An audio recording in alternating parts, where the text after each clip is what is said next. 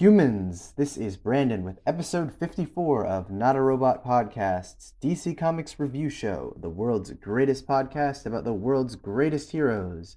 They keep coming back, so I'll introduce them. As always, I've got my partners in crime with me, Rob. Don't forget to boom, shake, shake, shake the room. There you go. Silly as always. And Josh. Hello, humans. This week we'll be covering Crush and Lobo number 3, Crime Syndicate number 6, Suicide Squad number 6, Green Lantern number 5, Suicide Squad Get Joker, Swamp Thing number 6, and Batman number 111. And of course, make sure you stick around until the end of each episode to hear our top 3 books of the week, the biggest stinker, and to find out which titles might just make the dump list. But before we get going with the show, I just want to say thank you to all of our Patreon supporters who help out with $1 or more a month. And thank you listeners too. Like, download, and share our episodes so we get more listeners and can bring you more content. You can get access to our Patreon and the rest of the Not a Robot podcast shows at notarobotpodcast.com. So with that out of the way, let's get into some news. All right, guys, what's new this week? I need to rant for just a second about geek culture, just for a minute. Okay, go ahead. I don't know if you guys have heard about Matt Damon's words. It was this week. I have not. Where he was in an interview, and I don't know what the question was. I don't remember, but he was basically saying that the age of the leading man in movies is over, and then he went on to use an example. Robert Downey Jr. Played Iron Man, but like Iron Man being such a famous character, anybody could play Iron Man. Well, geeks had issues with that, and now everybody's calling him a hypocrite because he's in Marvel movies and DC fans are blowing up. It's simple. He's not saying Robert Downey Jr. wasn't born to play Iron Man. He's been in Marvel movies. He auditioned to play Robin at Once Upon a Time. He's down for all that. But the idea of the leading man is gone because leading men don't sell movies anymore. Characters sell movies. Characters do. And that's what he's talking about. He's not saying that Iron Man could just be played by anybody besides Robert Downey. Like, Robert Downey Jr. obviously was born to play Iron Man. The dude killed it. And Stan Lee gave him the golden star, like, that this is the man straight off the page. Everybody did, dude. Yeah. Like, I don't even like Marvel, and I'm like, there's nobody better than Tony Stark to play Tony Stark. Exactly. I mean, that's who Robert Downey Jr. is. Exactly. But and that's exactly what Matt Damon is not saying. He's just saying that movies have changed where characters sell movies, leading men don't. That's all it is. So please just calm down, Twitter. Yeah. Please. Well, I don't know if it's Twitter, calm down. Yeah, right. Contained to superhero movies, but I feel like you don't see a ton of that anymore. I mean, the only thing I can think of right now is like Mission Impossible. Because everyone knows you're not watching those movies for the plot. Like, I mean, maybe if you're really into it, but no, you're watching it for. You're watching it for Tom Cruise trying to kill himself. Exactly. That's all it is. You're watching it because Tom Cruise is going to do some badass stunts, and you're like, how the fuck did he do that? But I doubt you're watching it because you're so invested in the character. I don't even remember his name. That's my point. Nobody's hung up on the storyline for the Fast and the Furious movies. No, you know what I mean? See Vin Diesel. Not anymore, but Paul Walker and guys like that drive fast cars. Yeah, for the most part, most of those franchise movies, I mean, that's all it is. It's like there's a point to it, you know. And or even John Wick, like. Exactly. Yeah, it's you want to see Neo after somebody kills his dog. Yeah, I feel like John Wick would not have been as popular if it hadn't been for Keanu Reeves just being the guy that he is and being in that movie. Yeah. Well, okay, so there is such a thing as star power, and that's for sure. But I think you could swap out, let's just say, Henry Cavill for Tom Cruise any day of the week, and no one would give a shit. I don't think so in Mission Impossible, at least, because I feel like, again, with Tom Cruise, it's not so much about his acting chops. It's exactly as Rob just said. You want to see him do the crazy stunts that no one else wants to see. Yeah. And he has that kind of dedication and ambition that makes you go, oh, wow, that's really crazy. I'll watch like 5 of these movies, even though I don't really care. Whereas Cavill, I mean, I don't know how much stunt work he does, but I don't know that I've seen a ton of films where he'll go to that length to basically Yeah. look like he's trying to kill himself. Like he's a very classic actor, so Yes, he'll yeah. probably do some stunts, but he'll probably still just let the stunt work. Mhm. He'll leave the stunt work to the stunt team. Yeah. I mean, I guess. I don't think anybody gives a shit whether he does his own stunts or not. That's just Tom Cruise fans, Yeah. you know, that Yeah, give but a shit about that's kind that. of the point. It's like if you're a fan of that kind of stuff, and Yeah. most people following Tom Cruise, it's literally Yeah, okay, I get what for you're that. saying. I get what you're saying. You wouldn't really be able to market it in that way unless you had another actor who's willing to push themselves that far. But I hear You what- got a point there. Yeah. You got a point there. Fast and the Furious is totally different, though. I don't think it would never happen because he owns the franchise. But I don't think anybody'd give a shit if Vin Diesel died off. No. People would still watch those movies Yeah. because it's all about family. well, it's really just about fast. It's about cars. family. Yeah, it's just about fast. It's about family. It's for the same reason people buy like Need for Speed or any of those racing games. Like it's not for a plot. It's literally just because you want to play with fast cars. That's it. I love the racing. I don't need a plot. Exactly. No, Nope. Nobody. Yeah. Why there was nobody ever a could- Need for Speed movie is still beyond me. nobody knows. Yeah. Fast cars. That's it. That's yeah, it, pretty yeah. much. Yeah. There's a place for that. No one is saying that it doesn't deserve to exist because it has its audience and it satisfies them. It's just, it's not very deep in any way, and it doesn't Mhm. have to be. Nope. Not for. I mean, it is what it is. It knows what it is. For some reason, literally every single marketing ploy used by this movie has every single cast member in it talking about how it's all about family. But I mean, yeah, it's about fast cars and blowing shit up and as close to Michael Bay as you can get without actually being Michael Bay. Yeah. I think he has Dynamite trademarked. Right. Right? That's about it. Yeah. But that's okay. Same for like, let's say Rambo or any of that shit. You could go on and on and on. Mm-hmm. This could be a whole 2-hour conversation, man. Yeah. But as far as news goes, I really don't have any, man. My septic tank backed up, and I had to wait 2 days for somebody to come out and pump it. Oh, Yikes. yikes. Yeah. Yeah, I don't- spent a don't- lot of time using a shop vac. Oof, jeez. Oh God. Yeah. Yeah, Oh, boy. I don't have any news other than Justice League Dark, the backup to Justice League, a book we are no longer covering, came out this week. And rather than give it a full review, because in this particular issue, I wouldn't say that a ton happened.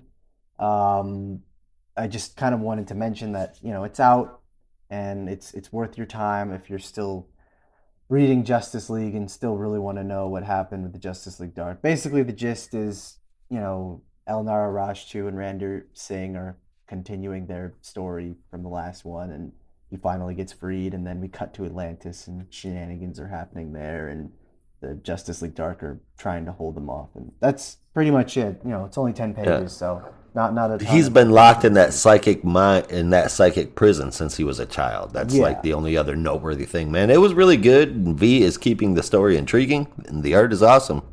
That part of the book is really good. Yeah, But it's- Brandon said you said you've got no other news. You just went to Terrificon, man. I did. Tell me about that. Yeah, well, I mean, I mentioned this in our Slack channel, but there wasn't really a ton to tell. It was kind of formulaic's not the right word, but I mean, I had a schedule and I kept to it for the most part. So there wasn't really a ton of fanfare. It was just, I went around, I looked at some comics and stuff. I got a couple interviews in, not all the ones that I wanted, but I was able to get at least 4. I had scheduled Right on. 5, but I wasn't able to get the 5th one because Ron Garney left earlier than I thought he would. Oh, bummer. But 2 Who of did them, you get? well, the 2 that I didn't get were Sean Gordon Murphy and Jim Starlin, just because Sean was really busy and Jim had a panel to go to, and I could have interviewed him if I had stayed for Sunday, but I didn't have time to go there on Sunday.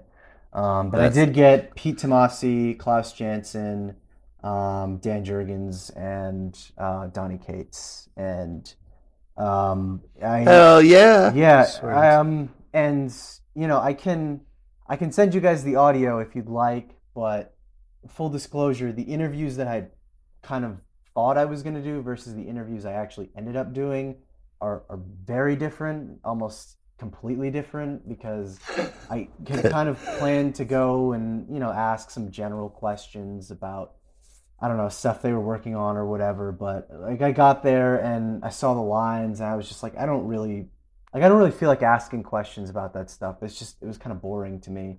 So I basically just asked them a bunch of questions for a project that I was planning to put together for school, actually, which was just interviewing different generations of comic creators and getting a sense of how they feel about their careers as well as some changes in the comics industry. And it actually came together pretty well. I'm still working on it right now. I put together like a kind of a fake trailer, and I actually, for this sole purpose only, I have done nothing else with it, but I reactivated my Twitter account just to kind of put it out there. And Whoa. I'm not going to use it for anything else. It was literally just to say like, hey, thanks for agreeing to do the interviews, because I have absolutely no desire to go back on that website whatsoever.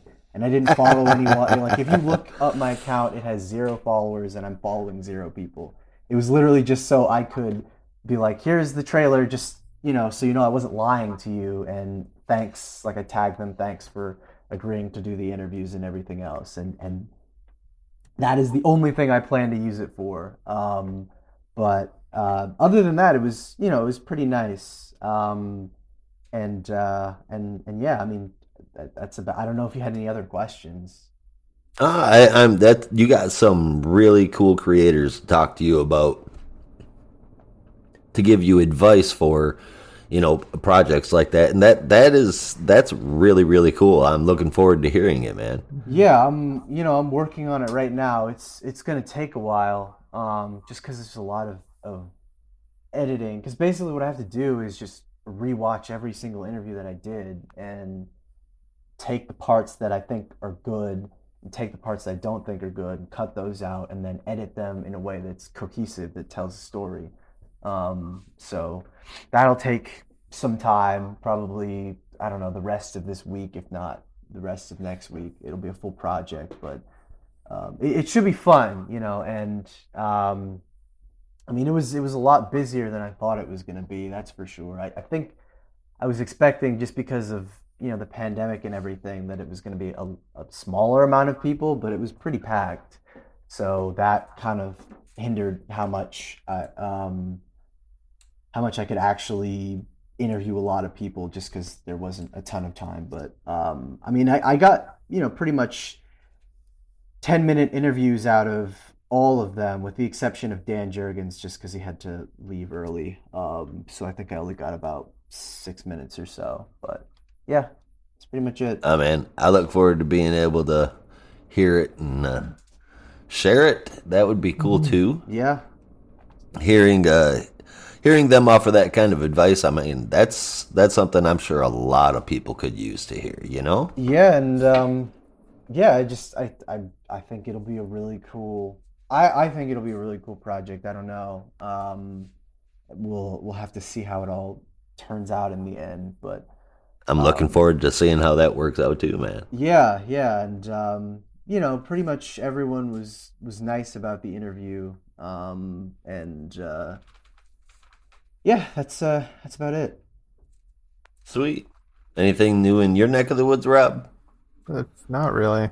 It's kind of boring around here right now. Transformers Canada, was It's awesome, always boring. but that's a whole other can of worms with a whole other set of geeks that are pissed off about various reasons. What is this? The Netflix Transformers series wrapped up its trilogy with the Kingdom chapter, which brought Beast Wars characters into the fold. Oh.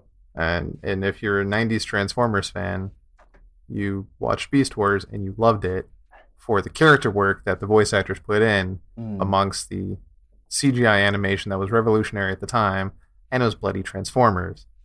But this was done by Rooster Teeth, and instead of hiring the OG voice actors, they went with, I think, was non-unionized voice actors, which I can appreciate giving like amateur voice actors a chance to shine, but you're also not giving those very talented voice actors the work they deserve for the characters they put the work into. And that's a sticky line. That's a sticky discussion, man. That really is. It's been going on for a while in the Transformers fandom about just where this falls, and there's been a lot of debates.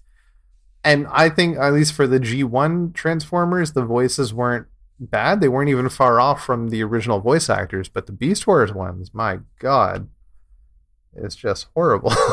I could appreciate some of the new ones, but the Beast Wars Megatron sounded like a regular grunt. Oof. Wow. I know nothing about Transformers, so I assume people are, like you said, not too happy about it. Yeah. Transformers fans are some of the most toxic fans I've met. I mean, man, that's every single fandom out there. Star Wars, Star Trek, Pokemon. I mean, shit, you name it, dude. Yeah. You name it. Comic books, hell. Yeah. I mean, look at me. I wouldn't call you toxic. just a certain creators. It's just a... All right, I'll give you that. Speaking of creators, you guys want to talk about things they've done lately? Yeah, if you want. Yeah, that's probably a good idea. So to kick we do this, right? Yeah. So to kick us off, let's start with Crush and Lobo #3, brought to us by Josh. Take it away, man. All right, written by Mariko Tamaki with art from Amanke Nwalpan and Tamara Bonvillain with letters from Ariana Mar, wrapped in a cover from Bernard Chang. And man, I dig this cover. I really like his style on this. It's pretty cool. We get to see Lobo being an ideal member of the therapy group before we are taken to Crush sitting in the waiting room for Parents' Day, where the inmates get to see their kids. Anyway, wait time is up, and finally we get to see Crush and Lobo together at a visitor's table. Lobo insists that he wants nothing but Crush to not make the same mistakes that he did. And he's like reaching across the table, asking for her hand, and eventually she gives it to him. Crush gets scanned by a security bot. She shows up as a visitor, and then that's when they touch hands. He reaches out and asks her to promise to talk to the therapy bot. And she promises and then says she's going to go get a snack. As she's gone, the security bot scans Lobo and deems him a visitor. He says, yep, like he expected it to happen. At the vending machine, Crush gets scanned and is deemed an inmate. After being taken prisoner, Crush realizes what happened and that Lobo has escaped because they now think that she is him, basically. They recognize by inmate numbers, and that's all they know her as. So she gets escorted to a cell, and that's how we end the chapter. I kind of think that we all knew that this is where it was headed, at least in the general vicinity of her being involved in his escape in some way, shape, or form. But it is still a fun read, and the art is really good. I do really like it. I'm giving it an 8.25 out of 10. I really do dig this book. I do. And I'm going to keep reading it because I enjoy it so much, but I think we should be having it make its way to the dump list because it just doesn't tie to the larger universe, and we've got several on the list that are there just for that reason, even though they're fantastic. Nice House on the Lake is one of them. I mean, so unfortunately, while I'm the one that asked for this, it's definitely got to... It's definitely got to go, I think. It's a great story, though. 8.25 out of 10. Wow. Yeah, I'm a little surprised. Oh, go ahead, Rob. I was just going to say I'm a little surprised. Yeah. Well, we got that Superman Lobo book coming up, so maybe Hold up, guys. maybe that's it. Hey, hold up. Yeah. One of y'all's volume is so loud that I can hear the echo in my speakers.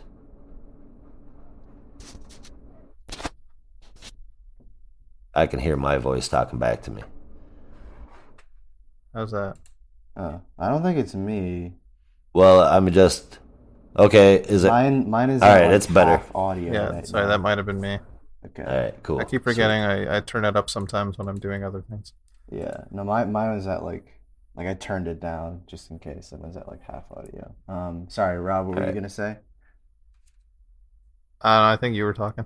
Oh, yeah, no, this book was all right. Like I think it does a solid job of continuing the story, and I do really like the art. But I mean, I don't know. Like I think in this issue in particular, like I just something about the dialogue is starting to get really grating for me. With Crush especially, where I was just like it was kind of cute and endearing for the first two issues, but now it's starting to get a little, like I said, grating. I'm just like, this is getting kind of annoying to read. Yeah, and I guess it just matches the character for me, so that's why it hasn't Yeah, gotten on my it nerves as does. It quickly just- as, say, like Young Diana. I think it definitely does. It just, I don't know that that's necessarily something I really want to read. And it's funny, in our first episode, you mentioned Crush said whatever a lot, and I didn't even realize that. But I'm really starting to see it now. It's like getting Yeah, a little, everywhere. yeah, it's getting a little grating.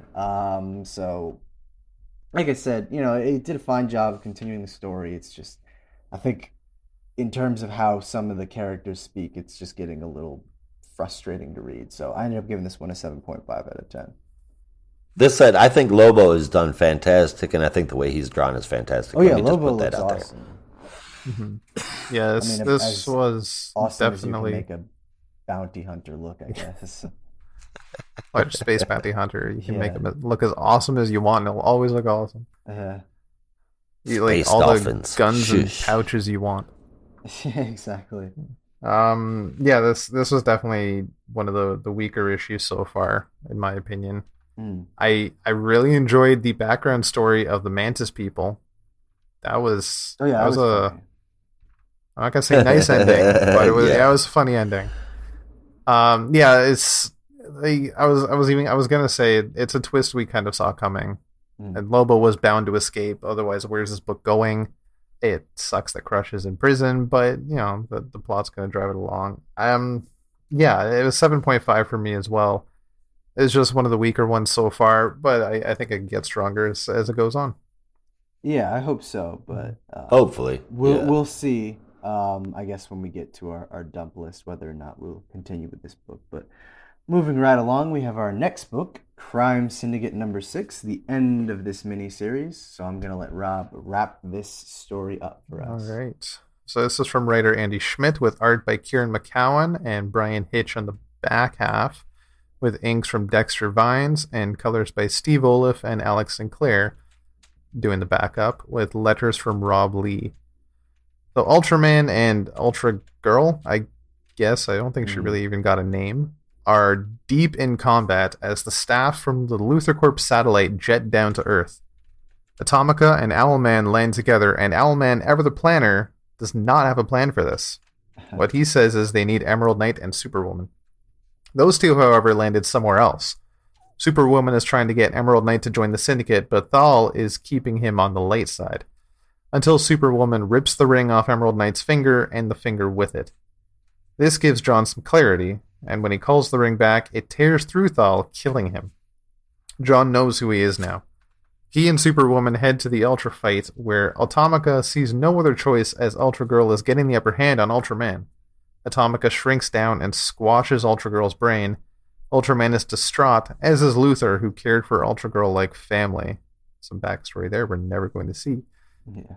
As the days pass, the Syndicate come together as a global power and they take over. New alliances are formed with the Syndicate's enemies, and everybody dies happily. In the Atomica origin story, we find that she got her power after her and Johnny broke into Dr. Ryan Choi's laboratory. Johnny convinces Atomica that powers are the ultimate high, so she drinks a chemical that has a low success rate of granting powers, but of course it succeeds. Now, in the present, Atomica makes a little visit to Luthor, who was stuck in the hospital after Ultraman broke all of his bones. She wants to spend the last of Luthor days with him, inside and out. And this ended, I think, exactly the way we all thought it would, with the crime syndicate coming to power and taking over the world, so to speak. Surprise, surprise. Yeah, maybe this was to connect to all the other books in Infinite Frontier. Maybe this is going to have a larger picture in the scheme of things. It remains to be seen. Like it's connected to Suicide Squad a little bit, so maybe that was the whole point of this. I don't know, but I still found it enjoyable. The art had its moments, but ultimately it's the crime syndicate. It's like watching an action movie. You just need to switch off and enjoy it sometimes. That being said, I did give it a 6.5 just because the ending was very predictable and it was a bit of the weaker side. It was like issue 3. It was the end of the story and it was a little bit weaker than the other ones. The ride is the fun. Yeah, it was just kind of a serviceable ending for me. Like it didn't really, I don't know, it didn't blow anything away. I thought it was probably more enjoyable than the last 2 issues, but that's not really saying much. And the art is, like you said, it has its moments, but I can't say it's great. I can't even say it's bad. It kind of is. So I actually scored this one a little higher because I had fun and like I did enjoy the backup. So I gave this one a 7 out of 10. But I can't say I'm gonna miss this book anytime soon. I can't say I'm gonna miss a book at all. This issue was, it was just a comic book. You could pick this up. That's a ringing endorsement if I ever heard one. You could pick up the whole damn series in the 99-cent bin, is what I'm saying. The art is okay. There's a lot of little things that are weird, like when Owlman is playing chess with Superwoman, his damn eyes are facing different directions. Not like by a lot, but enough to just stand way out. And there's a whole lot of those little things in this issue, man. And I'm just not a fan of the story. I'm just not a fan of the crime syndicate. And it feels like literally every other crime syndicate story that I've ever read. The entire arc, every single time. And I'm being generous here because I'm actually in a good mood. 5 out of 10. I still feel that you could do an interesting story with a crime syndicate. You just need a story and not, I don't know, just a bunch of kind of random nonsense. Yeah. Okay, so then reinvent the crime syndicate. Reboot these doppelganger heroes because these ones suck. Yeah, I mean, I don't know. I guess it just kind of depends your preference on these characters. Because I feel like really the only 2 good stories that I've read, and I mean, I say 2 good stories, but honestly, it's more like 1 pretty good story and 1 kind of okay story. But the 2 good stories I've read with Crime Syndicate are Forever Evil and JLA Earth 2. JLA Earth 2 is great because it's JLA and it's Grant Morrison and it's Frank Quitely and it's like an all-star team. And it's short and it's like wraps itself up at the end and it's like we're done. And then Forever Evil is, I mean, I don't know. That's definitely a shut your brain off and enjoy it, but I can't say as it was particularly good in any way. It was kind of like, I think, an enjoyable read, but it didn't really leave any kind of lasting impact. And those are the best stories that I've read where they actually have kind of a prominent role and they don't just like die off or they aren't in, bit parts or something. Yeah, but even the 2 greatest stories that they're in, even the 2 greatest stories that they are in, they aren't spectacular stories. You know what I mean? Yeah. That's not I'd say saying the closest one would be JLA Earth 2, but I mean it's not the best story of JLA. It looks great, but it's I would say it's really good, but like I said, it's short enough that it doesn't overstay its welcome. Okay. This one, I was just, see you later, man. Yeah, Yeah. I still maintain that there's interesting things that you can do, but like I said, you need interesting direction, or at the very least, you need. No offense to Andy Schmidt, I'm sure he's a really nice guy, but um, I don't know, maybe just a writer with a better plan. It sounds really Some mean. No, just I mean, it does. It needs a better story, and Yeah. it's not being mean. Not even so much as a writer with a better plan, but just flat out needs a better story. Mm. And like the personalities that these heroes have, I don't enjoy them whatsoever. And I get that a lot of people do enjoy those characters and who they are, and that's why no matter how poorly their books are received, every single time they're released they still keep putting them out because people are fans of them. And I mean, no matter how much that blows my mind, I think that we should maybe tweak these a little bit so that we could have decent storylines that featured them. Like we started talking about this little thing here, and like the first person, of course, that came to mind is I wonder what Taylor would do with this shit. I was But thinking someone a little more high concept. I feel like Taylor's really good with character work, and I feel like for a crime syndicate, you need something that's a little bigger than that. I had an I well, actually, I'll let you go first if you want. Azarello and Tynan. Oh, I was thinking a little higher. Um, I know you're not a Marvel guy, but I would totally pick someone like Jonathan Hickman to come in and completely reformat what the crime syndicate could be, because Yeah. if you've ever read New Avengers, it's kind of like that, where a lot of the Marvel Illuminati have to basically go through a morality quest of, how do we. This is now a review of New Avengers, by the way.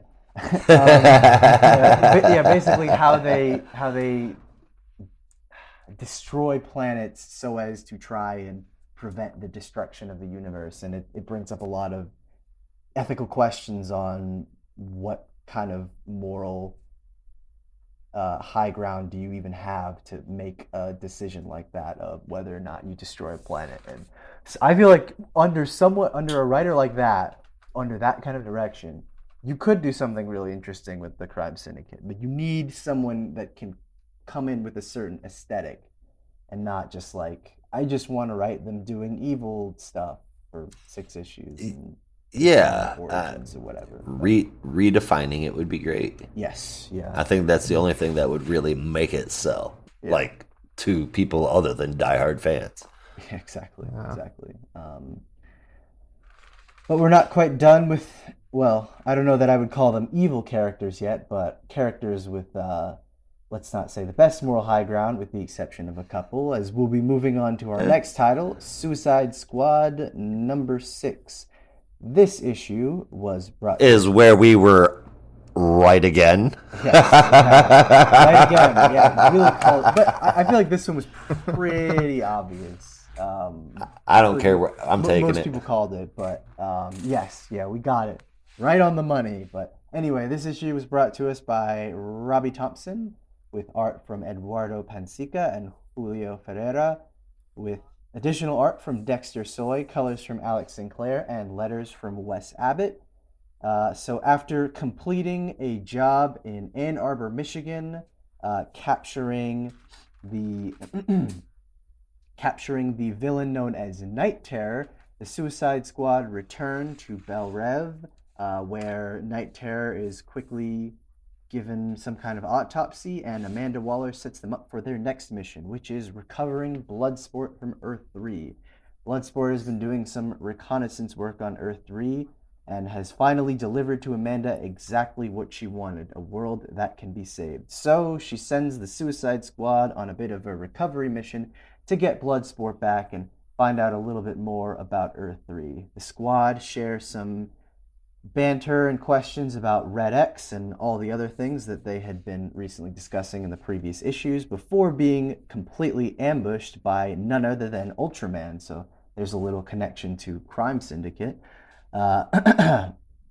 The squad face off against Ultraman as well as Black Siren, the evil version of Black Canary, before containing Siren and taking her to the extraction portal before Superboy and Ultraman duke it out in a very bloody and deadly fashion. Superboy seemingly is ready to go in for the kill before Amanda Waller is able to talk him down out of his furious rage, and Superboy is able to make it to the extraction portal, in addition to Bloodsport and Nocturna. Excuse me. They end up. You've been reading some Scott Snyder, I've been reading some. Yeah. No, I have, because I've been thinking about that. I'm editing the project that I was telling you about, and I was talking to Klaus Janson about the Comixology deal. So I have Scott Snyder on the brain. Anyway, the Suicide Squad end up in the middle of nowhere, Russia, seemingly not sure where they're going to be. Superboy, in particular, is looking for answers, and answers he shall find as the sudden and shocking revelation reveals that another Superboy has showed up at the same time, the one believed to be the actual Superboy, decked out in his 90s apparel, or rather the Young Justice apparel, asking our Superboy, or the Suicide Squad Superboy, who the hell are you? That got really confusing, didn't it? Yeah, well, we definitely called it. There's Young Justice Superboy in the black T-shirt, and then there's Death of Superman Superboy in the leather jacket. That's the way I see it. Yeah, or I think 03 Titans Superboy with the black T-shirt, Bendis Young Justice. So it's a little Superboy patchy, like he was on. You cannot look at that guy and think Bendis. Well, it's just because it's not the same costume. He's from the Death of Superman. That's the only reason why. Like, it's aesthetically, it's supposed to remind you of the 90s suit, but it's not exactly the same.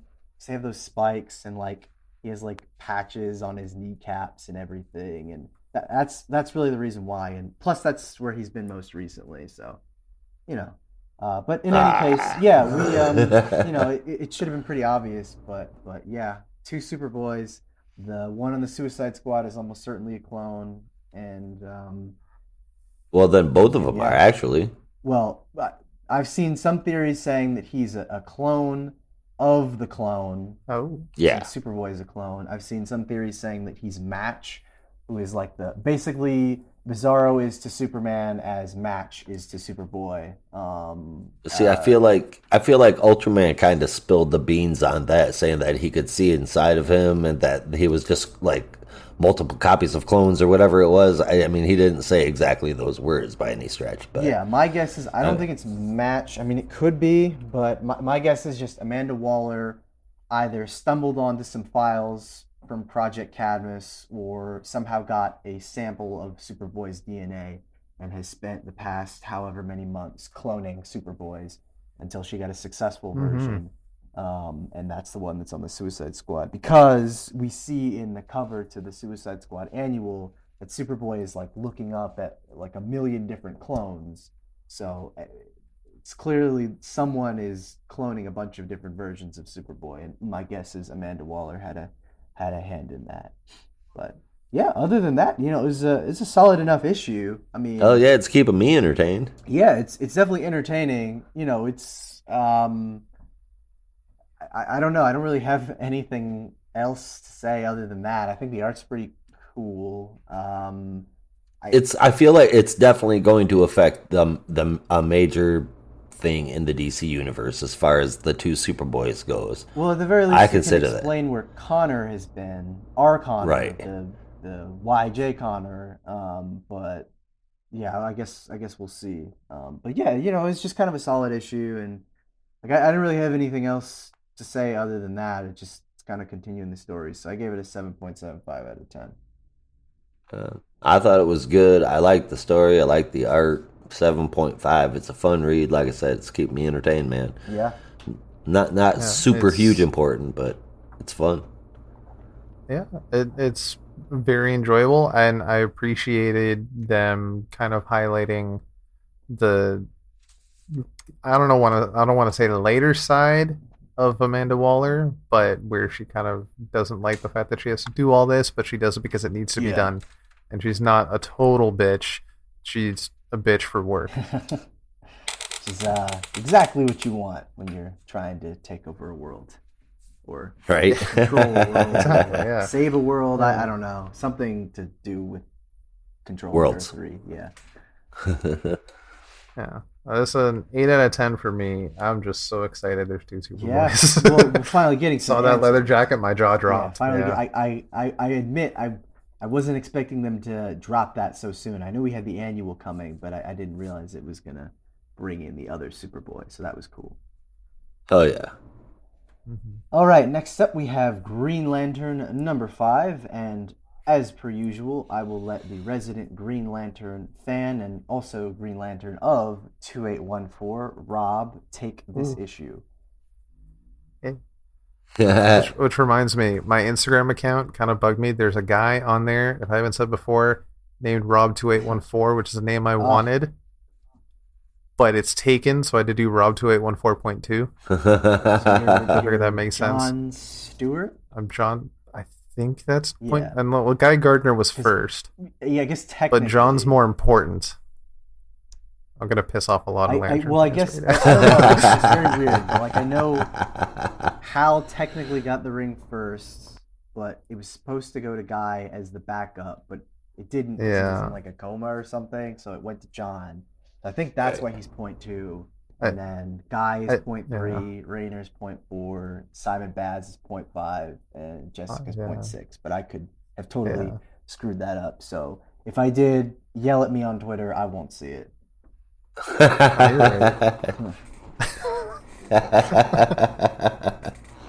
That's fucking awesome. Yeah, that's a very good place to put your enemies.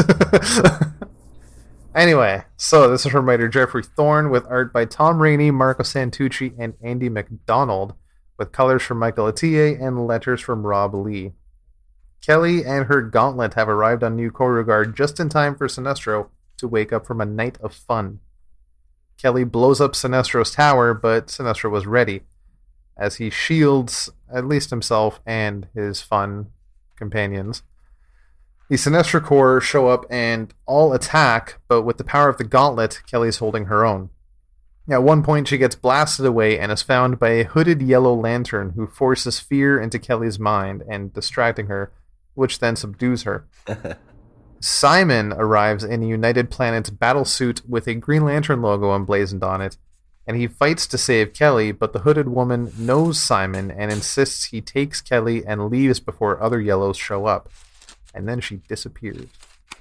Over in the unknown sector, John has helped clean up the town, and the people want him gone or dead. They believe he is the cause for the Kanuri invasion. John being John, he agrees, but also tells them that getting rid of him won't stop them from coming. They all need to leave together. Using his tech know-how, he gets ships ready for all the townsfolk to get off planet.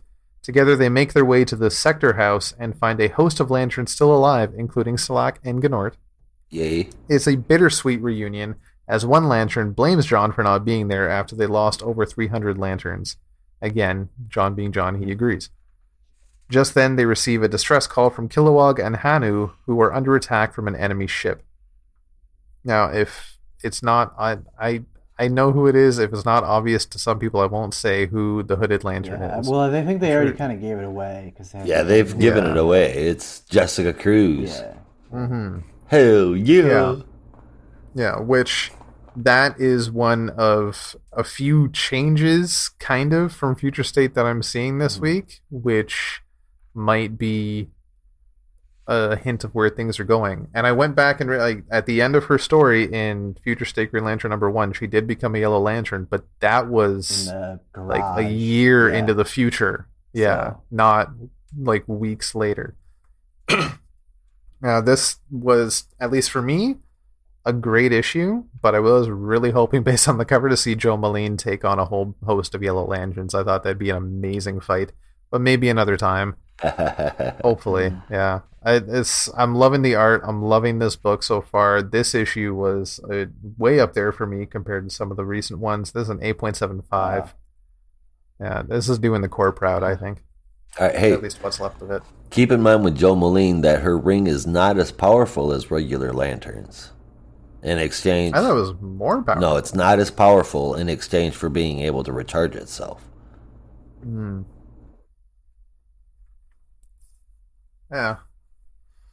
Well, that sucks. Now, they did say that it operates differently, but we even, throughout the whole 12 issues of Far Sector, we never really got into how it operates differently. So we may be seeing that explained a little bit more.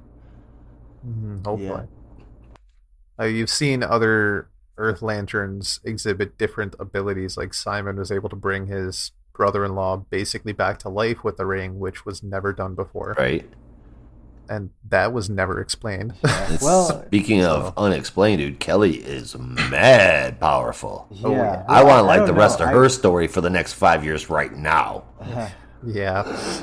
I'm willing to forgive some of the stuff with the lanterns just because, like, I know Rob wasn't the biggest fan of it, but the Green Lantern kind of toyed with that idea where it was like, you know, if it's a will-powered ring, it doesn't just have to be constructs. It can literally do anything. It kind of harkens back to the original idea of the ring, which is basically just like if you can think it, you can do it. You know, it can be Right. anything. So I'm willing to forgive that on occasion. But sorry, Josh, what were you saying about the issue? Oh, I think it was fantastic. I was just talking about Kelly being mad powerful. I want the rest of her story for the next 5 years, like right now. That's all I said. It's like I want to know what the hell is up with Teen Lantern. Yeah. Because, I mean, she went and she started a barrage, man, and they were like petulant child, and then she started whooping ass. Yeah. I mean, they Oh, had, you a petulant child. she had to be taken down with a psychic attack. Yeah. Now, that psychic attack was performed by Jessica Cruz. Huh? Again, What? you do anything you put your mind to. Yeah. With fear? Yeah. Ideally, it should be able to. Fear is You powerful. know, if it's Technically, fear is stronger than will. if it's imagination-based technology, the only limit should be your imagination. So as long as you can conceive of it, it can be done, which I really like. 'Cause Man, it- if that's it the actually- direction that they're doing, the lanterns are about to get way more fucking powerful. Well, I feel like that's kind of how they should always be. So then But the it- numbers need to stay down. Well, We won't be seeing a lot of them come back to life well, if that's the case. I say that, but it's iffy. there's like an asterisk after that in that you have to remember that not everyone has a giant limitless imagination, right? So Yeah, if you have that's someone true. who is, I don't want to say dumb, but like pretty limited into how they're thinking, like say Hal Jordan, who's, you know, more straight-laced, focused, you know, it's boxing gloves and fighter jets and that sort of thing. Like Weapons. yeah, exactly. If that's the extent of your imagination, that's as far as you can go. If you are someone who's like Kyle Rayner, who is an artist and imagination is literally his career, you should be able to do anything, and in fact has been able to do anything. One of my Yeah, favorite pretty Kyle much, moments right? is DC 1 Million, where he contains the power of a supernova. And it's like, of course, you shouldn't be able to do that, but if you can think about it, and your lantern is basically a wishing ring that can let you do anything, then yeah, of course you should be able to contain a supernova. So I think it just depends on, like I said, how expansive your imagination actually is. And that's why Kyle's the best lantern. Yeah, well, I would say most powerful, probably not necessarily my favorite. Again, come after me. I won't see it. I don't really care. No, but- I'm in the majority or in the minority over here. Most people yeah. do not agree with Kyle being the best lantern. I don't know. I think it just kind of depends because, like, I mean, I know there's a lot of like nostalgia around it. Like, if you're reading comics in the '90s, I can totally understand that. It's why, you know, I have I don't know, like a love of like Static because I just remember the reruns on Kids WB. I was a Right. kid, and so like Classic.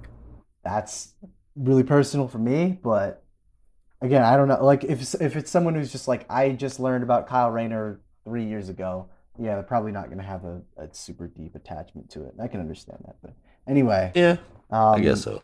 so sorry, you were saying what was your score? For Green Lantern, Yeah, oh, I gave it an 8 out of 10, man. nice. I really liked the art in the first part of the story. Yeah, yeah. Um, yeah, it's I think the first half of the book is interesting. Um, I don't know. The second half kind of lost me, if I'm being honest. Just didn't find it to be as interesting, and that wasn't I mean, really. yeah, it was just him. It was just John coming back. Yeah, it's just kind of him Yeah. dealing with stuff in the, that sector, and like, I don't know. It's not that interesting to me, and I think that's in part due to the fact that I wish it could be a bit more fleshed out, and in part because the artwork isn't that, I don't know, wonderful compared to the first half. I mean, the first half isn't, fantastic or anything, but it's demonstrably better compared to the back half. And I probably should be saying Oh, this because I literally just met Tom Rainey like 4 days ago. So God oh. forbid he listened to this podcast. Tom, you were really nice. Thanks for signing my copy of Stormwatch, but I'm sorry I don't really love your art on this most recent issue of Green Lantern. So I ended up giving this one a 7 out of 10. Oh well. Okay. Yeah. There is one thing I can say about the art in the first half is that I don't know what's up with that, but Kelly's hair changes inexplicably. It's long and flowy. For some reason, it wasn't before for the first half when she's fighting everybody. But then when Jessica does the psychic attack, her hair goes back to poofy and round. I can't explain that one. I think that's Oh, those might be the Andy McDonald parts. So that's just a matter of two different artists not really working in tandem. yeah. Damn, that's sad. Yeah. What can you Yep. do? I guess Better editing. editors I'm just Yeah. saying. get on there. After these messages, we'll be right back. Now, back to our program. I was thinking about it during that discussion that debating who the best Earth Lantern is like debating the best Star Trek captain. And it's a dangerous situation. But honestly, like, I think, at least for the Lanterns, every Earth Lantern has their own strong suit. Al Jordan and Kyle are probably the most strongest, if not equal amounts in their own way. But every Lantern has something to shine on. As for Star Trek captains, it's very much the same, but the right answer is Cisco. Yeah, I think story wise, because character shit is where I'm at, man. I think story wise is probably, well, definitely Jessica Cruz and Simon Baz as well. Mm-hmm. Yeah, the Green Lanterns duo series, I loved that. That was so much fun. Oh yeah, watching them build off of each other and shit was awesome. And then yeah, and I mean, I don't give a shit. I don't care what anybody says. I loved Justice League Odyssey. I've tried 2 or 3 times to get into that, and every time I do, I get a few issues in and I get distracted and I just forget about it. But I really want to read it because I want to see Jessica Cruz. most people did not like that episode, or most people did not like that run. Obviously, it got canceled. Yeah. But It went a while though, like what, 22 issues, 23? somewhere near there. But I enjoyed the hell out of it. What's this? Justice League Odyssey. Oh, I never read that book. I really want Neither did anybody else. That's why it got canceled. Yeah, no, it was like it looks like it might be interesting. It was like Starfire. It's a little bit Cyborg, out there. Azrael. Yeah, most. I'll tell you right now, those three are in it very little. Oh, really? Oh, Yep. That kind of sucks. It's one hell of a wild ride, but they are very plot centric. I got as far as the statues without giving anything away to Brandon if he's going to read it. Yeah. That might be a hint to you. And I think I don't know when it happened. It might have been a spoiler for me, but dying happens at some point. Yeah, and there's, I mean, they actually had a part in restoring the multiverse, keeping it around long enough for the heroes to fix shit. Oh, Yep, okay. yep.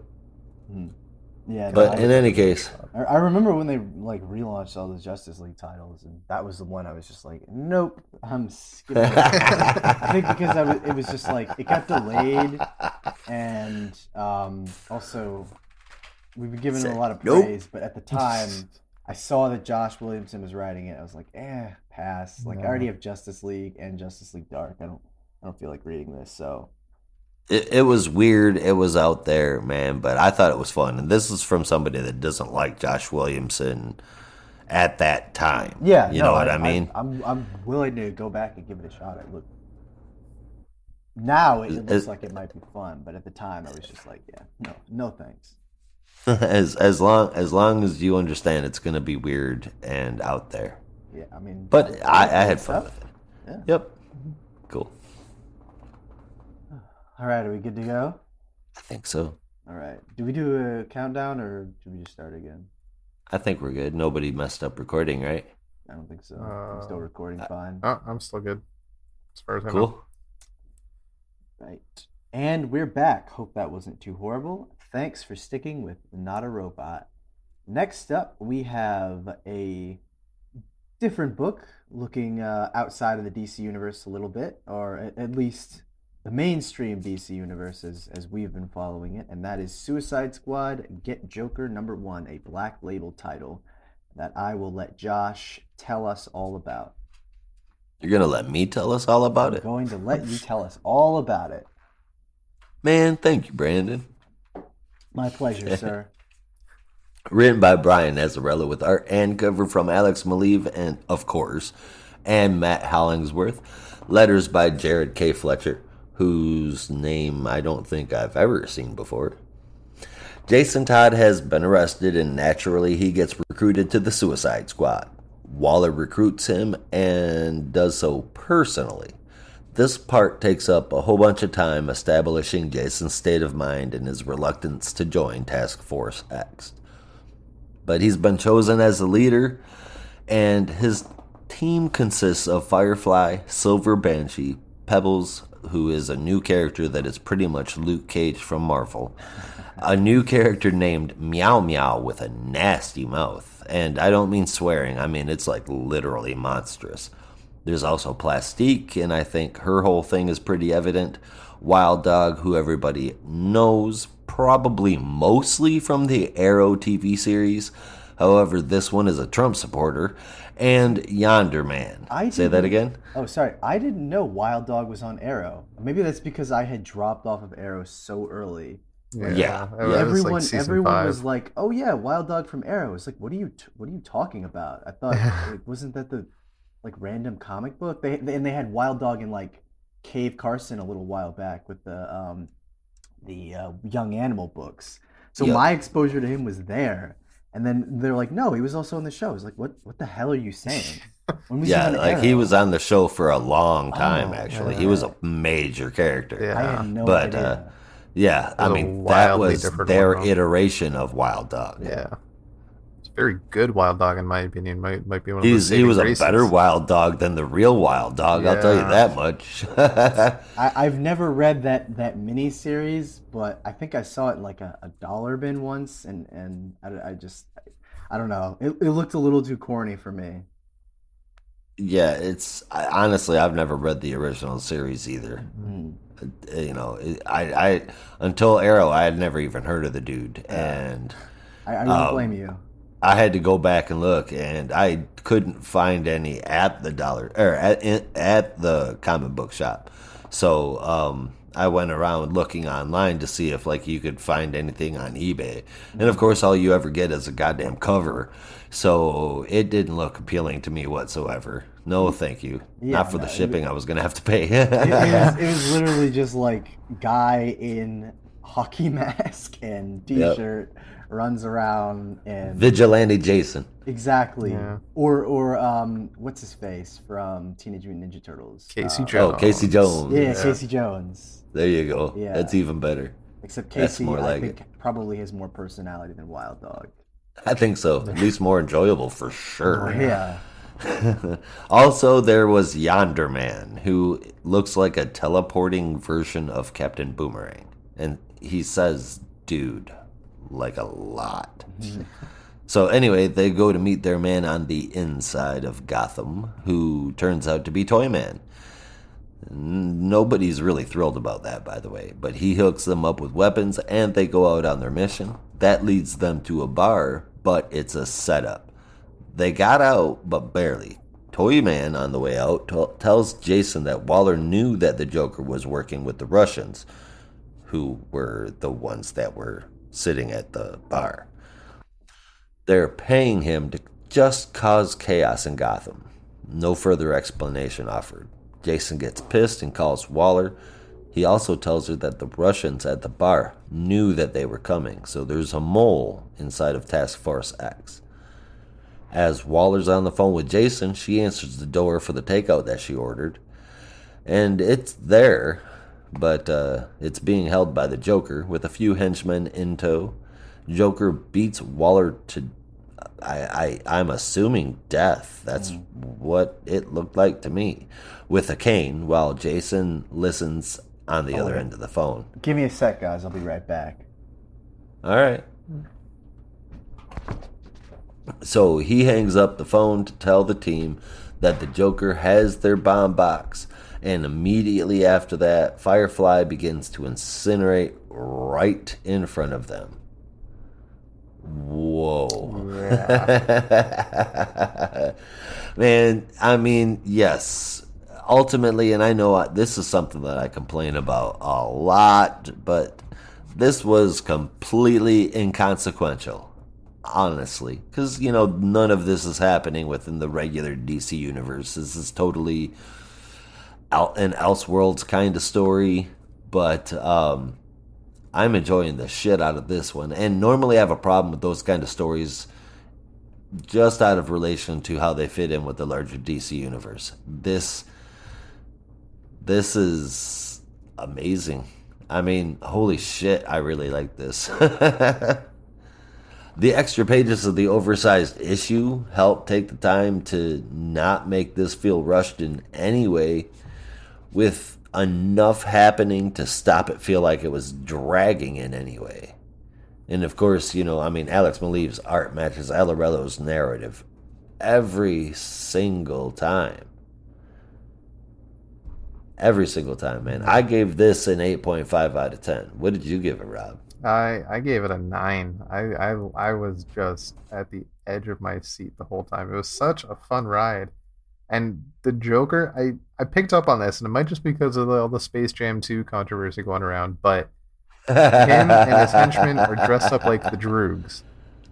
Say that again? They're dressed up like the Droogs from A Clockwork Orange. Oh. Yeah, and I'll be honest, I still haven't seen A Clockwork Orange, but because of all the controversy, from what I understand, they're rapists of some kind. So Yeah.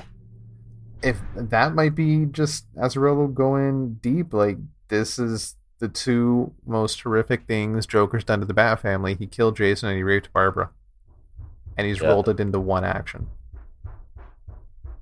Which, I didn't even notice that, but yeah, I mean, you're dead ass right, dude. This has gotten a little deeper. Sorry Yeah, about it that, has. guys. My brother forgot his keys, so I had to let him back into the apartment. You know, hey, life happens. I finished reviewing it, summarizing the story, and you just missed Rob offering up something that I missed, and it's pretty interesting. Rob, you want to tell Brandon what that was? So Joker and his henchmen are dressed up like the Droogs from A Clockwork Orange. Oh, really? Yeah. And that's, from what I understand, because I haven't seen the movie, they're rapists. And that could be Azzarello just kind of mixing the two most horrific things the Joker's done to the Bat family, which is kill Jason and rape Barbara. Right. Yeah. and roll it into one act of just beating the shit out of Amanda Waller and getting back at Jason. And I think that just makes us a little bit deeper. Yeah, that's some interesting symbolism. Yeah. I didn't even notice that. No, I didn't either until he said something. I was like, whoa. I only Awkward noticed it because of foreign the drivers, Space so. Jam stuff. But You guys, it's a really messed up movie. Again, Space Jam? I feel like I'm suggesting a lot of weird Space shit, Jam? but Well, yeah, no, it's a I'm messed not. up I'm movie. not talking about Space Oh, I Jam. was like, I don't remember being that messed. I'm talking about Clockwork Orange. Oh. Yeah. It's a really messed up movie, but if you guys like good stories, I mean, it's definitely a weird one, but it'll take you for a ride. Do you like The Shining? Either one of you? I do, enjoyed and it. I I've seen 2001: Space Odyssey. Like I've seen some Kubrick movies. I just haven't seen that. Yeah. I haven't sat down and had the time to do it, but yeah, Yeah, I'll it's try to it's a check it good out. story. Mhm. Like everything else he's ever done, it's weird Yeah. as shit. But No, hey, dude, I fucking love weird, crazy movies. One of my favorite directors is David Lynch, and like, oh, yeah. there you go. I like that kind of stuff is the stuff that I love to watch. But like, I would never force anyone else to watch it unless they were willing to do that. Right? Yeah. Yeah, I've like forced friends to sit down and watch American Psycho with me. Oh, really?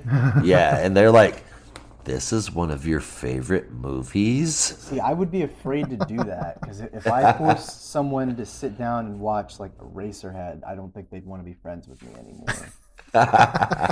Well, hey, then, my friend, you don't need those kind of friends. Yeah. He's like, yeah. No, I mean, yeah, to each their own. I learned my lesson. I don't do it anymore. Because everybody was like, "This is your favorite movie," and then you get that weird look, like they don't know you quite as good as they did before. Anyway, Yeah. Well, Alex Maleev is just rocking it again. Oh yeah. Yeah, his tone for this fits so well with the story as you'd expect with Azarello. It's dark and deadly and exciting. Holy shit was the only thing I could say at the end of the last page. It's Right. just so much fun and interesting. Like the fact that all the goons, I guess you could call them goons in the bar, had like robotic enhancements, which was interesting. Makes you think maybe Toy Man's involved and that like they're revealing there's a man on the inside. Like there's so much going on, but it fits perfectly in what the 51, 52 pages has got. It's fantastic. It was a really good Black Label story. This was a 9 for me. Brandon missed it, but I gave it an 8.5. I loved it. The story was freaking awesome. The only complaint about the art that I really have is I didn't like some of his shadow work.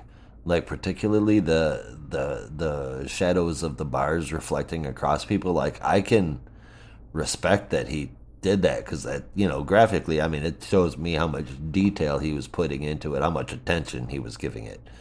But I just didn't like the way that it was done. So I mean, that's why it got down to an 8.5 for me, which doesn't seem like getting down very much. No.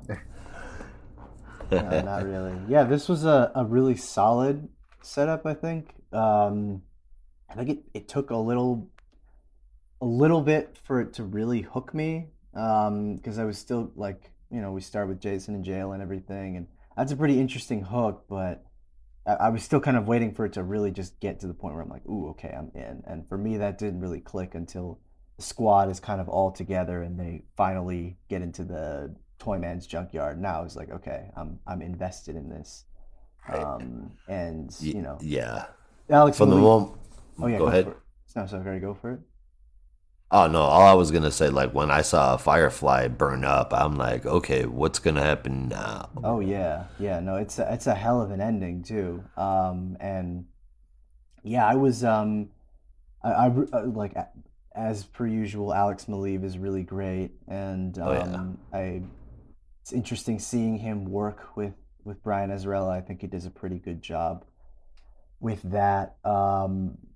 yeah, it was a really solid job all around. It's interesting to say that it's interesting to hear that you didn't really like the shadow work because I thought some of the shadows were actually kind of impressive. Where like there's the scene Okay, between so Jason and Amanda where the like the bars are like shadowed across their face, and I thought that was really cool. see, I like the idea of it, but that is like that's the exact same scenes that I'm talking about that I feel like they could have been done better.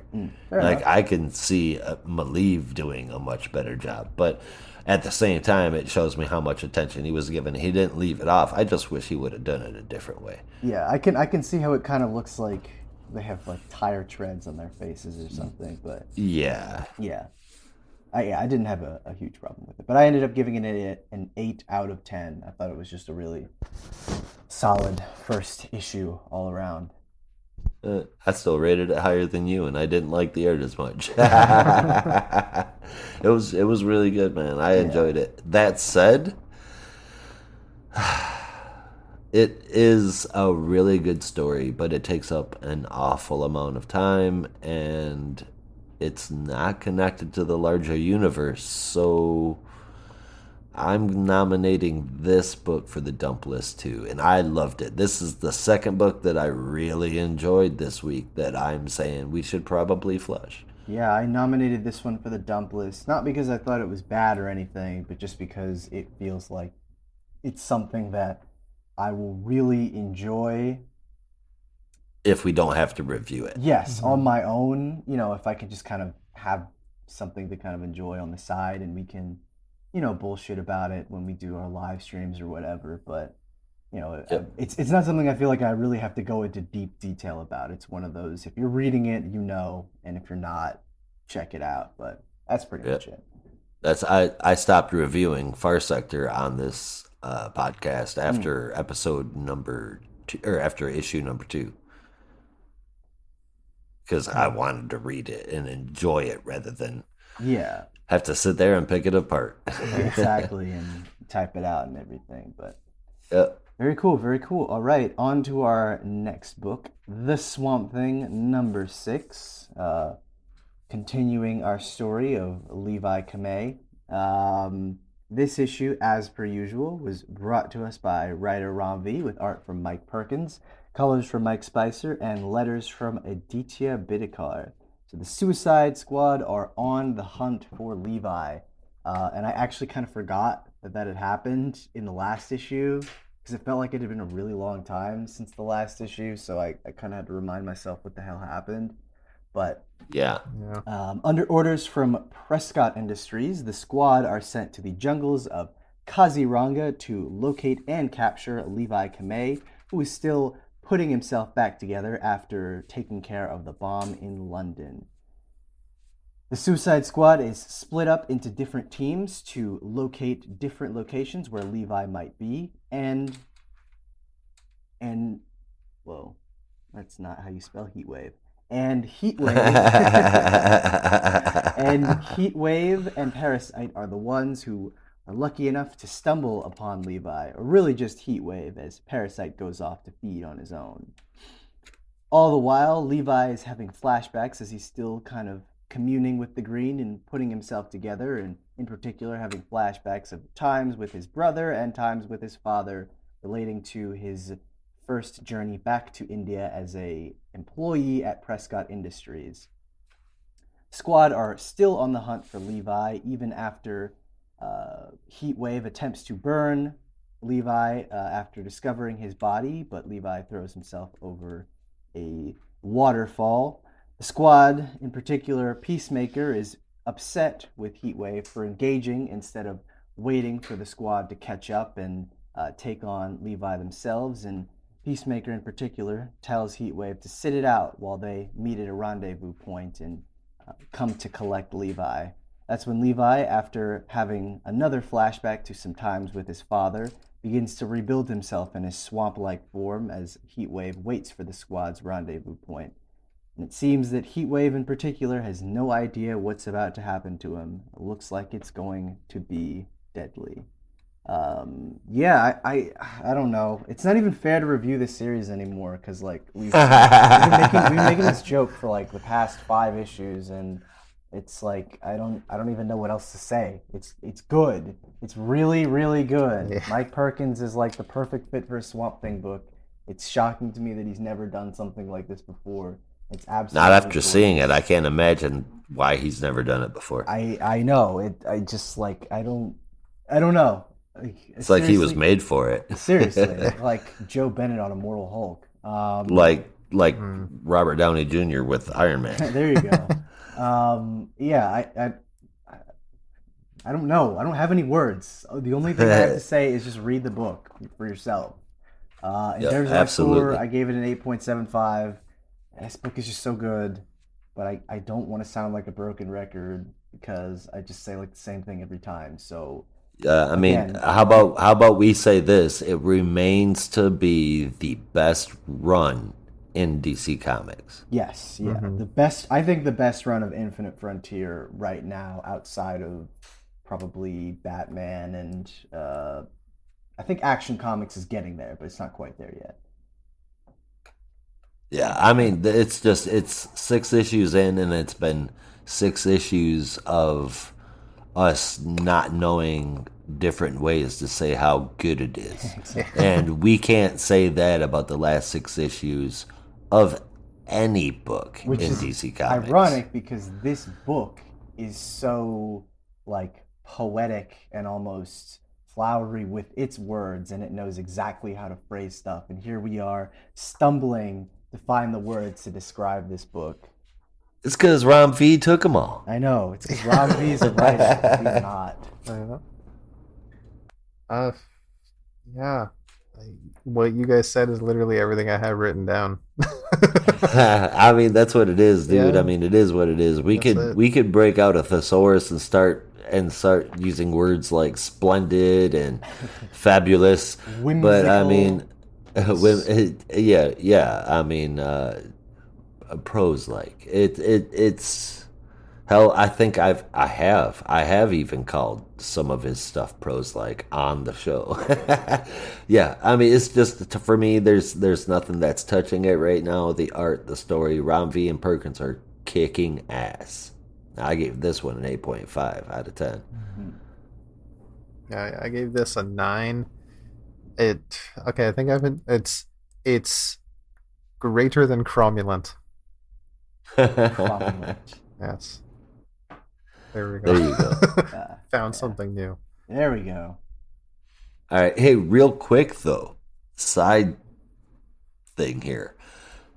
When Parasite broke off, we did get a little scene of him eating because, that's what Parasite does is feed, and he's feasting on something while he sits there and goes green. So Parasite gets the powers of those that he eats, right? So is he now going to be tapped into the green for a period of time? It's possible. And what is going to come of that? It looked like chicken to me. I think it could be really interesting having a creature like Parasite feed off the green because, as we have been told numerous times throughout this run, the green is memory, and the green has been around for millennia, so that's a lot of memory. And Hell yeah, it is. if you know anything about Parasite, it's that he loves to feed endlessly. So imagine someone with a limitless appetite feeding on millennia of memory. Which It's a lot of deadly power. the more he consumes, the more powerful he becomes. Exactly. Uh-oh. Yeah, that's Yeah. it's definitely interesting, but I don't know. I'd say Levi needs to watch out, otherwise something bad could happen. Yeah, like the JLD having to come bail him out or something. Yeah, maybe. Yeah. They're busy in Atlantis right now. They don't have time for that. That'll be their next adventure. I think I see a crossover coming. Oh, I'm sure. That's classic writer technique right there. I'm Oh, writing yeah. 2 books at the same time. It's time for a crossover. Yeah. Because I shouldn't be mean about it, but I think that's like the old Claremont trick of Yeah. tying everything all together. Exactly. I have 2 books that I'm writing right now, and I don't really have any ideas, so I'm going to put them together and see what happens. I think we've got a different caliber of thing going on here, though. You know what I mean? It's like, definitely not Chris Claremont shit. Yeah, no, I was going back and reading like the old Uncanny X-Men because they have the like Marvel Masterworks in my library, and I was just like, boy, there is a lot of crossover with Iron Fist. Why? Okay. Why are you in this book? And I looked it up, and I was like, oh, Iron Fist. That's why. 1975, written by Chris Claremont with art from John Byrne. Okay, got it. Yeah. It's like that's why all these characters are showing up in X-Men, because you needed something to do. Is he the last person I'd ever expect to see in an X-Men book? Chris Claremont or no? Yeah. Iron Fist. I don't know about the last one, but yeah, he's definitely up there. Yeah. But anyway, Swamp Thing is great. Check it out. Like the fact that we don't even have the words to describe how good it is should tell you how good it is. And this is a ride that you definitely want to be along for. Absolutely spectacular. Speaking of books that both look good and presumably read good, we'll see. We'll be moving on to our final issue for this week, Batman number 111. This features a main story as well as a backup story featuring the Ghostmaker. So for our first story, Rob is going to tell us all about that. And to close us off with our backup story, Josh is going to fill us in on what's going on with Ghostmaker. So Rob, take it away. All right. So it's from writer James Tynion IV with art by Jorge Jimenez, colors from Tomomori, and letters from Clayton Cowles. Stuck in a dangerous situation against the magistrate, Miracle Molly gives Squeak an upgrade and tells her to scream. She does and gives off a massive sonic scream that blows the magistrate away.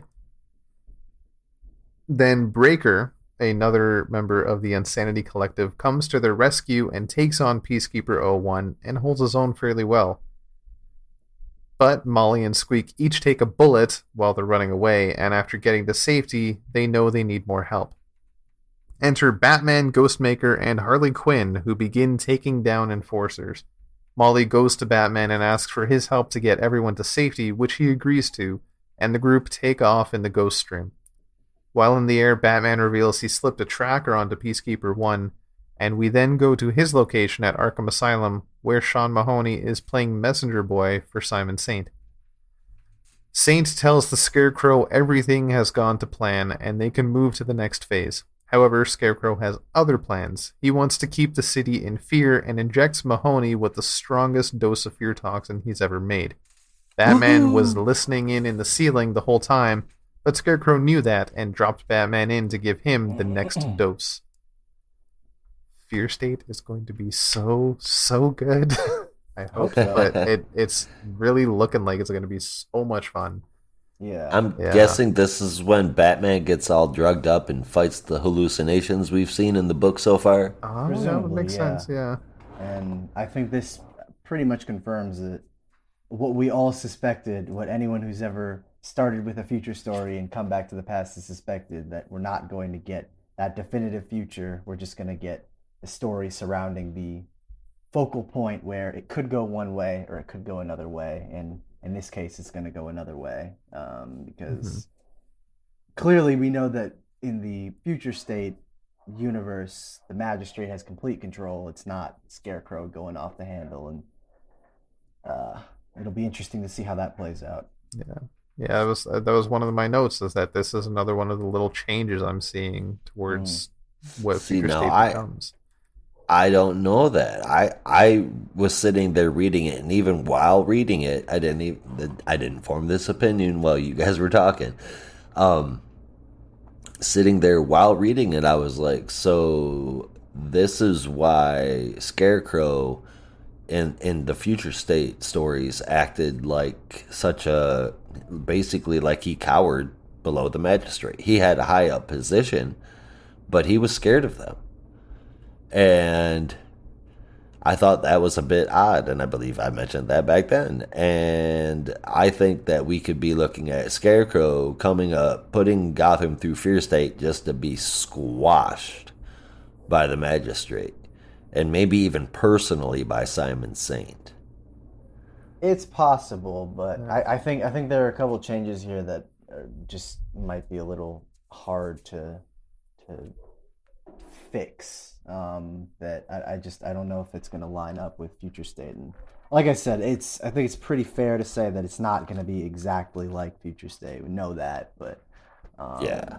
you know, it's like I said, this is the point at which things could go one way, hence Future State, or things are going to go the other way because they have to, because the stories of Batman can never ever end, and will never end in that way. At least they have to keep going on forever and ever, in the heroic way where he doesn't become an old homeless man.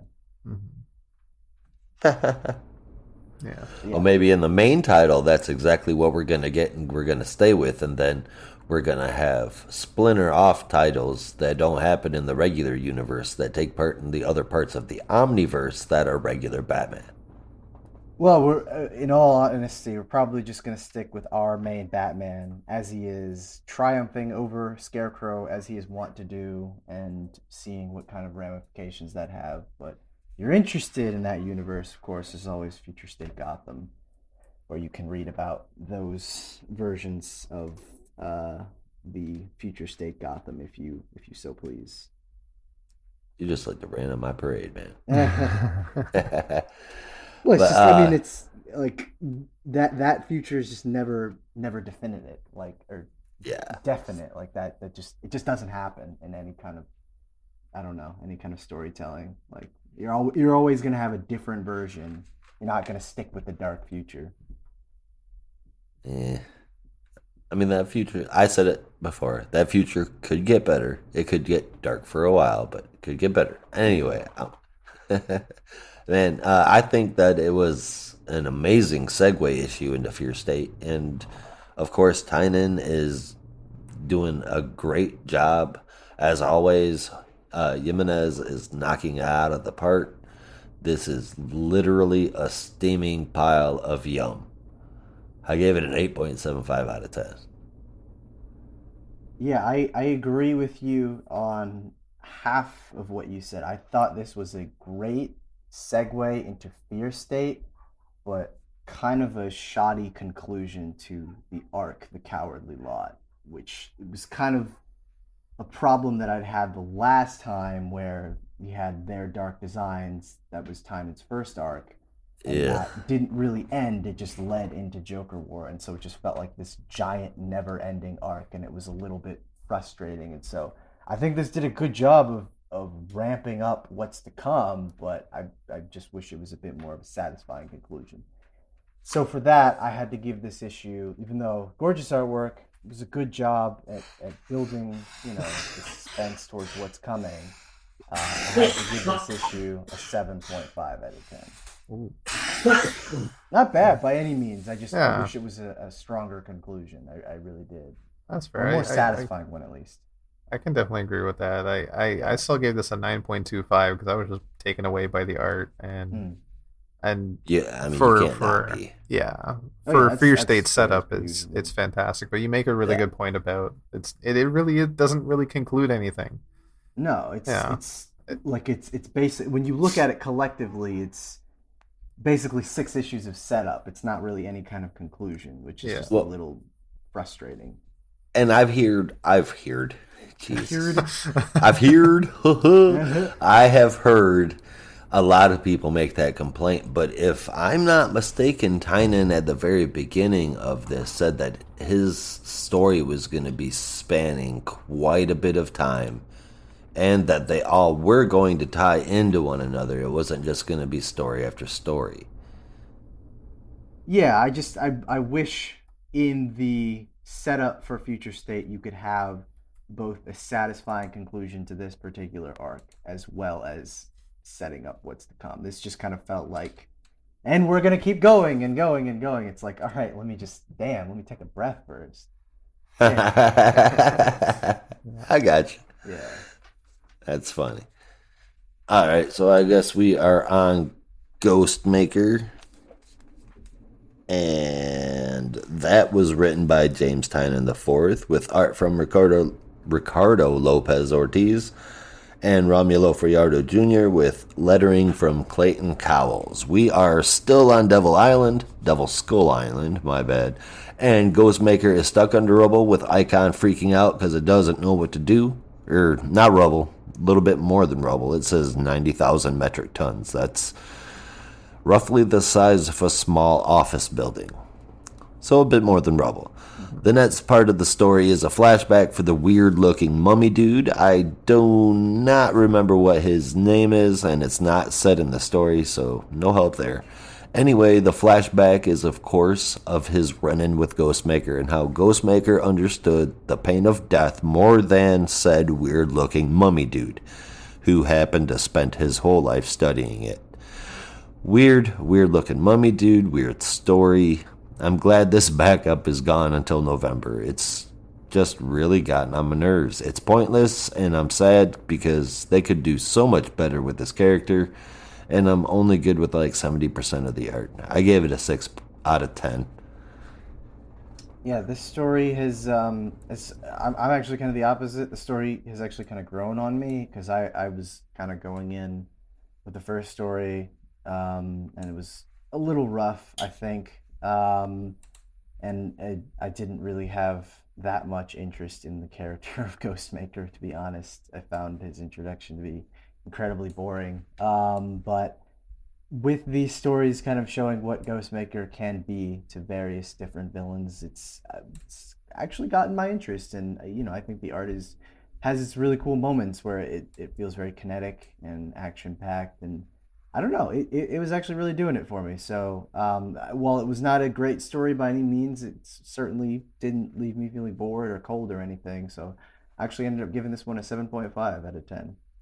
See, I felt cold, but I was okay with 70% of the art. Like, you're right. The action scenes were pretty good. Yeah, to each their own. How about you, Rob? I don't know. I'm kind of happy that this is the last story from the past, which in my opinion really had the most awkward intro, was kind of just shoved in there.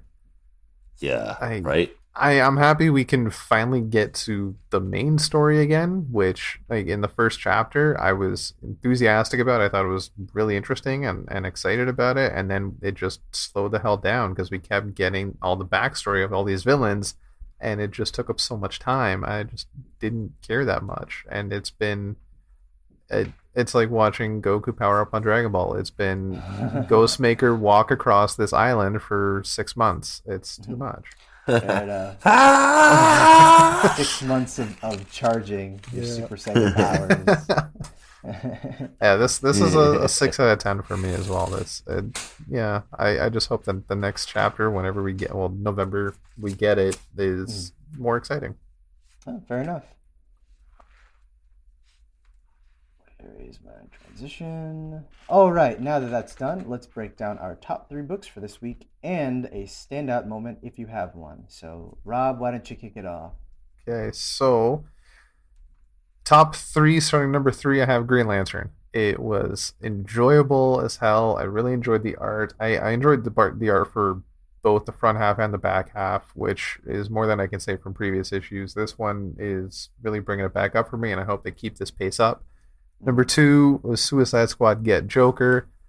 It's just that first issue excitement. It's so good. And number 1 is Swamp Thing.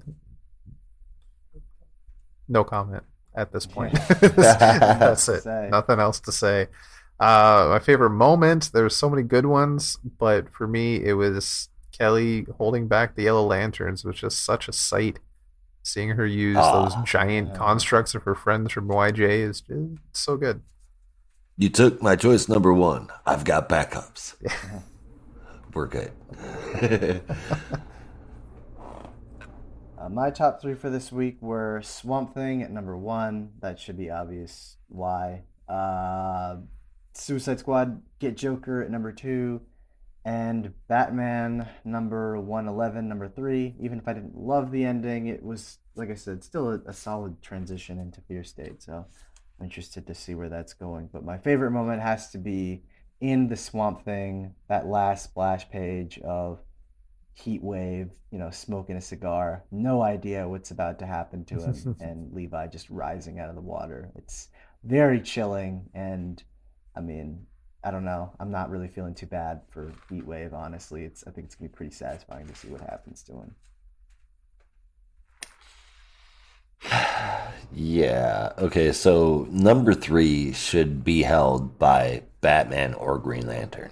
Those are both great stories. You can but put both. their backups dragged them down.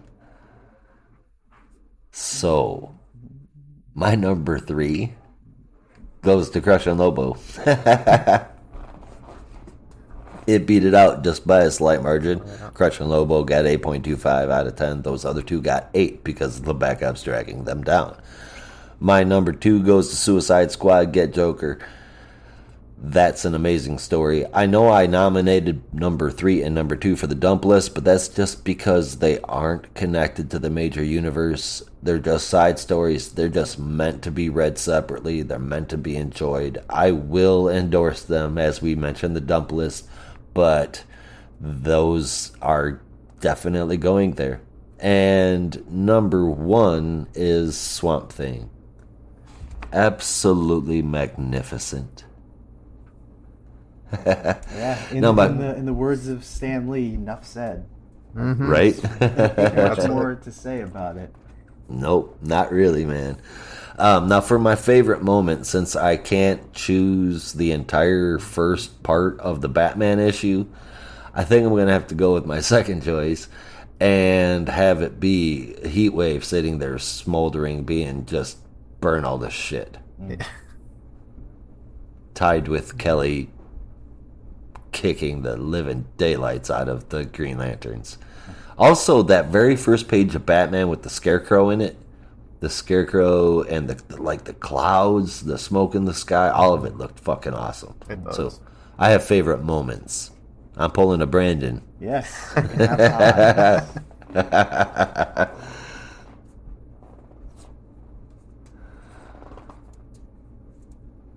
All right, that was fun, but this is even more fun. It's time for The biggest thinker. Oh, that's nasty. So, which title made your stink list today, guys? I don't think it's a surprise, man. Crime Syndicate is on my stink list. Wipe that shit away. The best part is that it's the last part. Yes. Just yuck. Yeah, mine was a two-way tie between Crime Syndicate and Green Lantern. It just didn't really do it for me. Yeah, no. Even the first part? The first part is the more interesting part. The back half with John really just dragged it down. I wish I could like it more. I honestly do. I can't force myself to like it. It's just not doing it for me. It is kind of lacking, but it's like I just want to. And like the first part isn't terrible, like it's enjoyable, but it's not terribly interesting. And it's just like I get to the back half, and I'm already like looking at the clock, like how much longer do I have to read this? Oh no! I do appreciate that it was the back half this time and not the front half. Yes, at least I get to the first half with some ease. But it was Crime Syndicate and Green Lantern for this week. But we're not quite done yet, folks. We have one more item on the agenda, and that is to choose which titles make our dump list for this week. So we'll put it to a vote.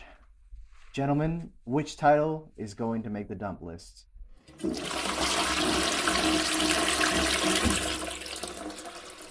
I'm voting for Crush and Lobo and Get Joker. I enjoy the shit out of Crush and Lobo. And Get Joker, seems like it's just going to be amazing. It's in excellent hands, and the setup is hella good. They just don't tie into what we're doing here.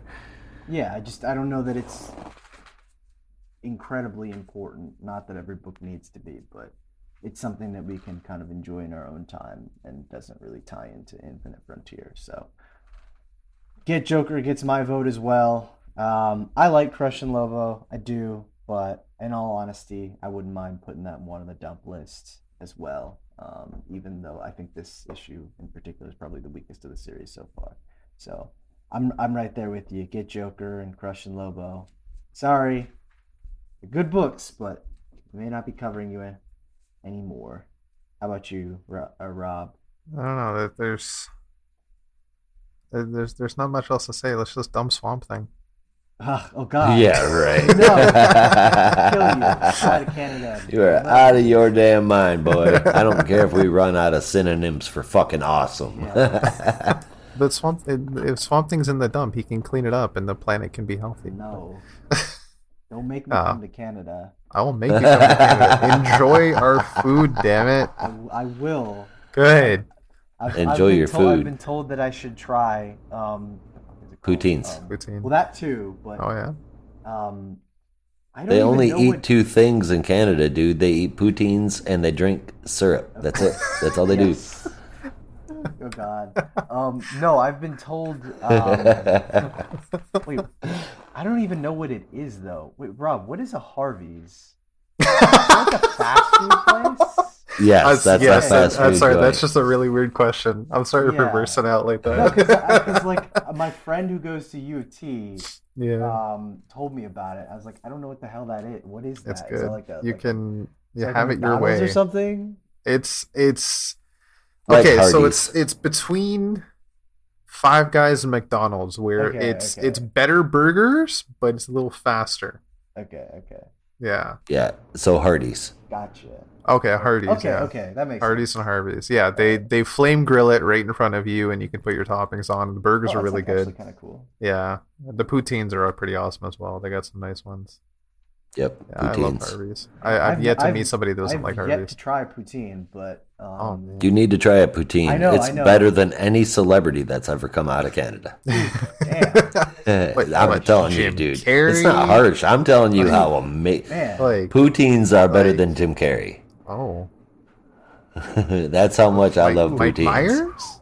Wow. Poutine, yes, poutines are better than Mike Myers. Damn. I don't give a shit what anybody says. Give me some steak fries with some cheese curds and some brown ass gravy on top of that, and I will eat that shit all day long. I would eat poutines every day if I could, yeah. but I'm in Georgia. I'm like on the opposite side of the state where you can even think about getting them. There's full on like restaurants devoted to just poutine, like Smokes Really? Poutineery. There was one in my hometown, downtown, that had like all sorts of gourmet poutines. Yeah, it's great up here.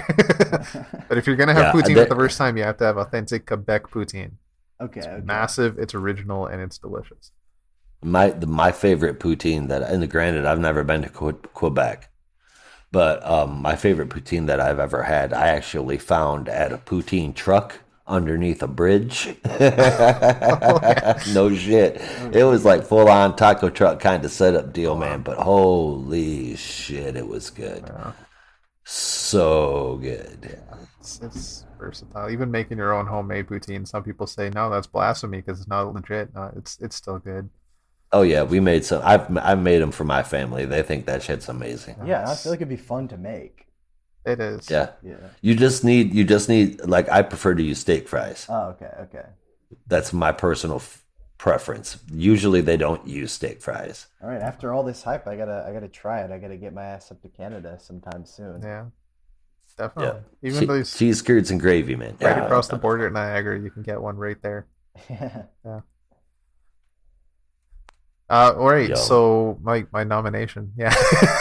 Yeah, your nominations for the dump list. I can agree. Crush on Lobo. I feel awkward and dirty putting Get Joker on the dump list because it was so fucking good. But Yeah. Crush on Lobo I can agree with. It like I said, it was just the weaker one this month, and it could that's how it is still be really sometimes. good. But yeah, that's it. I would put Crime Syndicate, but it's the last one. Thank God. Yeah. All right, well then I guess that means that this week we are flushing Crush and Lobo and Suicide Squad Get Joker, along with those who are already down the toilet, Nice House on the Lake, Joker Puzzlepox, and The Conjuring. Not because they're bad, just because they don't fit in, man. And we know, as well as you do, that Infinite Frontier is eventually going to load up the titles on us. So we're going to keep our plate clear. The titles that are on the dump list that should be better is Justice League. And I think we can all agree on why. No need to delve into it. No, Back to you, we don't Brandon. even No. but with that out of the way, that is the show. We hope you had fun. We definitely did. Come back next week for more DC Comics talk when we'll be reviewing Detective Comics number 1041, Joker number 6, Infinite Frontier number 4, Batman Urban Legends number 6, Justice League Last Ride number 4, and I Am Batman number 0. We'll be here talking comics, and we hope you'll stop by. Remember to go to notarobotpodcast.com for all of our episodes and our other shows with all sorts of people. With that, there is only one way that we'd say goodbye around here. Until next time. Be good to each other. And don't be a robot. Or miss our live stream on Friday. Yeah. See you there. Completely forgot to plug the live stream.